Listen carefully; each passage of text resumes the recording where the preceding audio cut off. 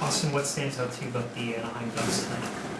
I mean, every team's got good players, and they've obviously got some young skill guys that that are dangerous, that can make plays. It doesn't really matter, where teams fall in the standings. Anybody can really beat anybody, and despite where they happen to fall, like, we got to be ready to play and have our best tonight. Can you take anything from the last time you guys met them? I mean, that was a pretty low point in the season. You guys were able to turn it on from there. Is it a different team now? You guys find your game, or can you actually go back and look at that tape as well? I mean, yeah, we've played a couple California teams as of late, so I think it's good to see how we were playing at that point,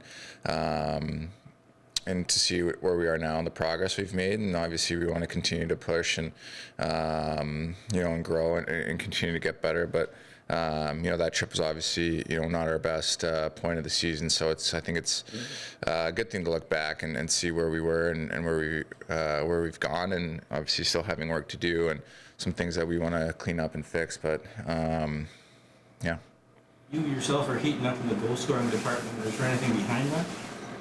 I think just making good on opportunities and, just getting more and more opportunities a game and capitalizing on them. I really think that's the gist of it. And, personally, I think I just feel better out there, like with the puck and everything. Just, I think our chemistry as a line, and it doesn't really matter who's been there, but just chemistry as a line has grown, pretty quickly throughout the last couple weeks and been able to produce. So obviously we want to keep that going as a line and as a team, and make sure that we're defending well as well.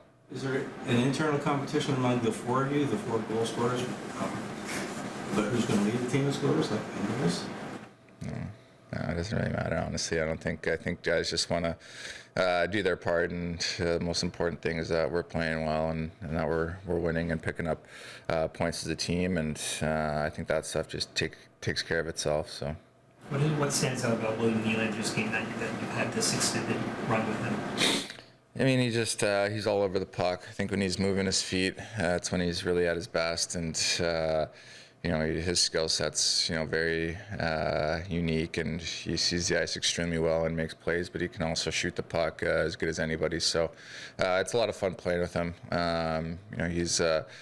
He's extremely skilled, and like I said, when he's moving his feet and working, he's a really hard guy to contain, and we just try to work off each other with bunts, and like I said, just try to create opportunities, be responsible on our own end, and then go from there.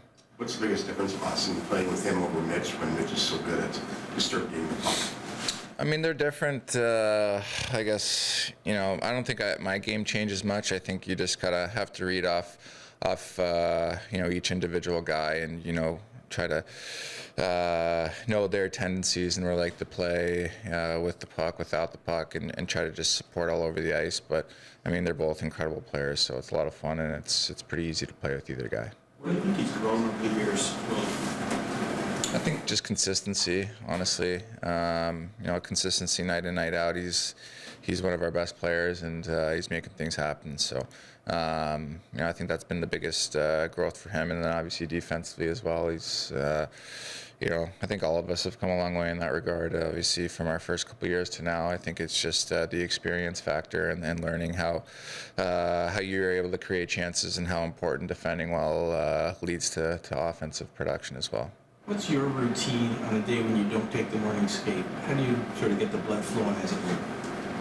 Ride the bike, stretch out, get in the tubs. There's a lot of things you can do, but I mean, I just kind of keep it simple. Ride the bike and stretch, and get some sticks ready, and then just go from there. How's this team changed since the last time you guys faced these guys? I think we're just playing more of a complete game, worrying about more of our defensive side, and then the offense comes with that. So I think we're playing pretty well right now, and we're looking forward to keeping that going tonight. How have you found the dynamic playing with someone like William Nylander in the run that he's on? Willie's been playing great. Willie's fun to play with. He's got a lot of skill out there, and he's been showing it lately. So just trying to get him the puck and let him do his thing. So it's been working lately. Have you noticed much of a change from your first year with him compared to this year?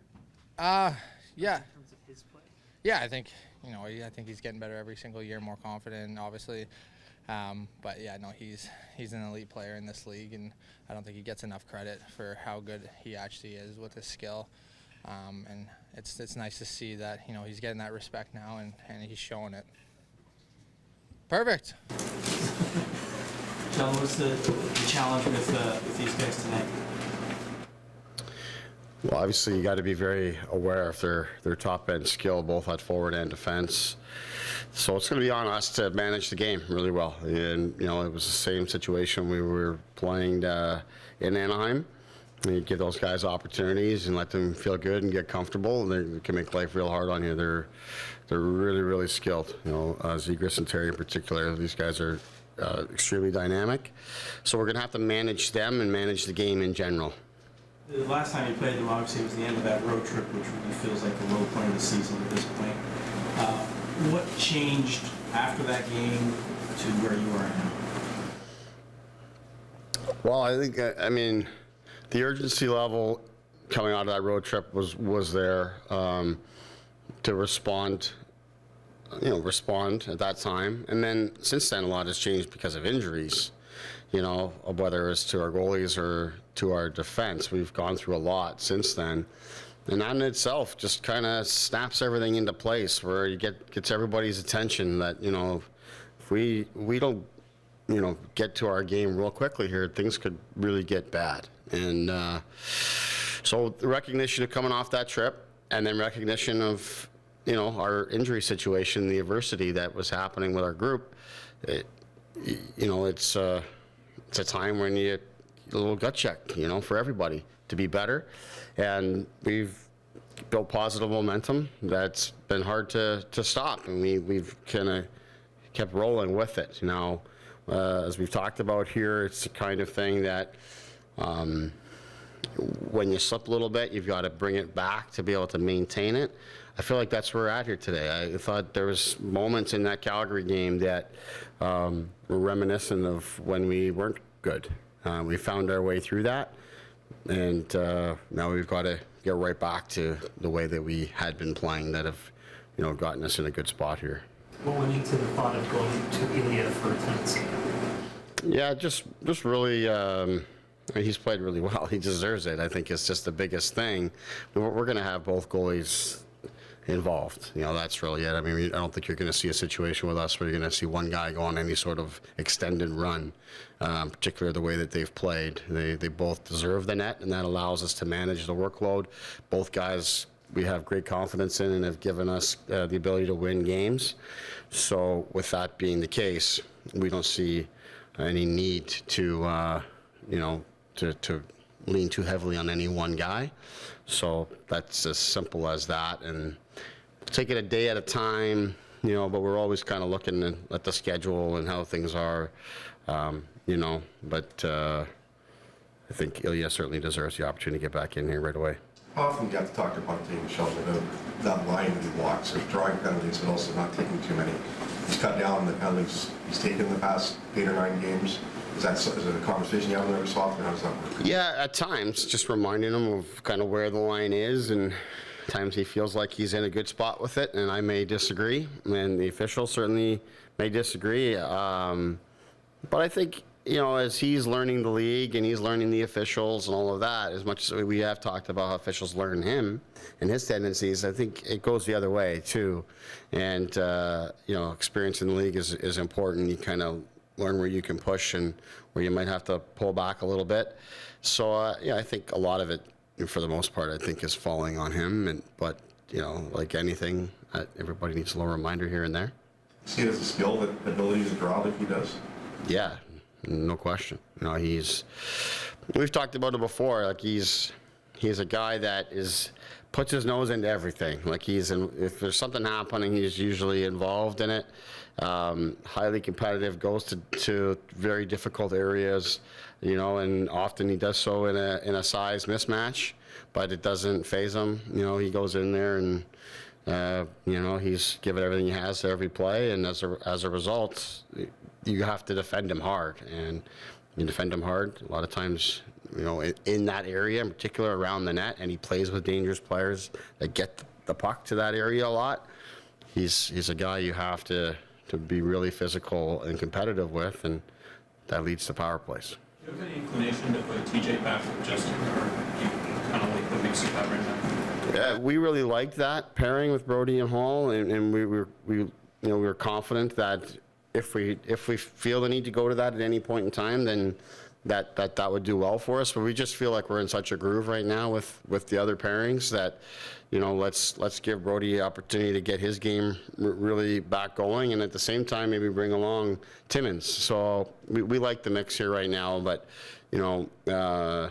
obviously Dean's well aware that he has Brody on his bench here now, and that in itself is going to cause the pairings to mix and match and all those kind of things depending on what's happening in the game. Was there any temptation to keep Anderson where he was in that game, or with Engvall coming back, it was just you wanted to stick him back with David Kampf because they've had success? Yeah, I thought about it for a little bit. I just think that, Engvall in that spot has done a pretty good job. And prior to being suspended, had a good game. Scored a big power play goal.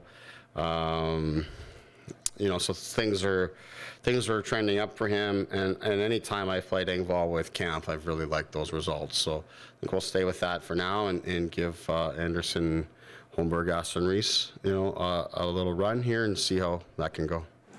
Last year it was Austin getting 60 goals and 50 and 50, and this year Mitch is on his run, but this team is also on a pretty good run. How much are you aware of these records, and how much do you celebrate them? You obviously want to keep them going. Yeah, I mean, when Mitch had an opportunity to establish the record here, the franchise record, you acknowledge that, but it's nothing we ever discuss openly. In terms of my address to the team each day, it's not something that's top of mind. We've got to focus on the process and the things that we do each game, and what we need to be conscious of with our opponents. But really just refining our game, and all those other things are a byproduct of us being really locked in collectively as a group. Or in Mitch's case, he and his game, all the other stuff just kind of follows. So let's just stay in the moment.